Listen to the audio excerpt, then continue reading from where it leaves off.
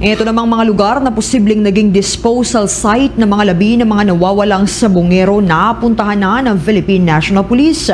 May mga detalye dyan si Bombo Bea Piniza. Inumpisahan ng bisitahin ng Philippine National Police ang ilang mga lugar na tinitignan bilang disposal site ng mga labi ng mga nawawalang sabongero ayon niya kay PNP Chief Police General Nicolas Torre III. Sa isang panilang gitna ng hepe ang mga lugar na kanilang kasalukuyang sinisiyasat at ilan dito ay ilang bahagi ng Batangas, Laguna at ilan pang bahagi ng Metro Manila at maging iba pang karatig na lugar. Sa kabila nito ay hindi naman muna ibinunyag ng hepe kung saan sa mga lugar nito specifically nabisita na ng kanilang hanay, ngunit sa kabila nito ay nanindigan at inihayag naman ni Torre na nakapokus ngayon ang Philippine National Police sa kung saan maaari itinago ang body of the crime.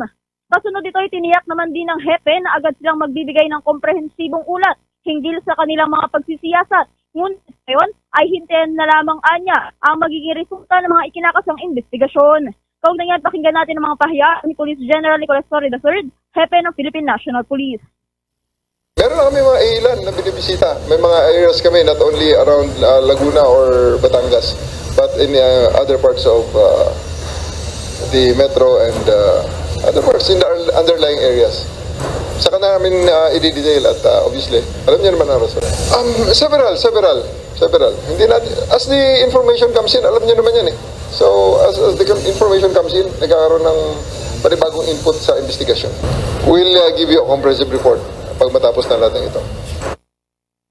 Samantala, Bombo Victor, Bombo Jai, ayon naman sa National Police Commission, nakakatanggap sila ngayon ng impormasyon mula sa mga individual na lumalapit sa kanilang himpilan na mayroon umanong malalim na impormasyon na saan niyang nakikitang makakatulong sa pag-usad ng kaso.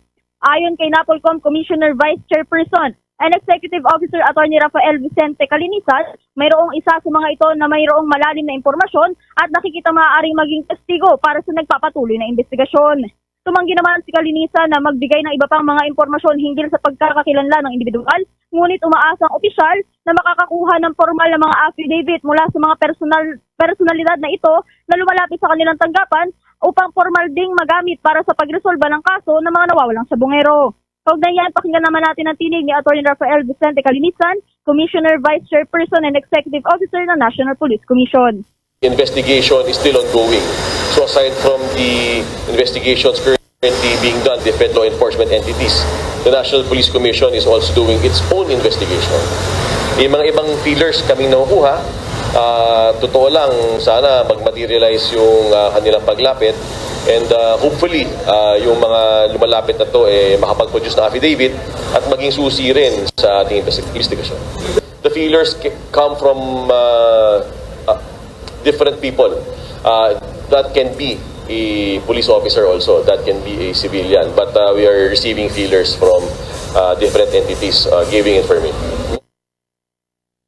Samantala, patuloy naman na nagsasagawa ng hiwalay na investigasyon ng NAPOLCOM at maging ang Philippine National Police hinggil naman sa 15 pulis na nakasalukuyan ng nasa ilalim ng restrictive custody ng pambansang pulisya habang nagsasagawa rin ng malalim na investigasyon ng Department of Justice.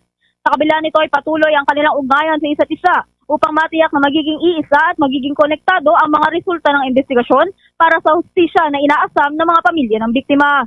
Yan muna ang mga updates mula dito sa Campo Crame. Bombo Bea Piniza nag-uulat para sa the #1 and most trusted radio network in the country, Bombo Radio Philippines, Basta Radio. Bombo!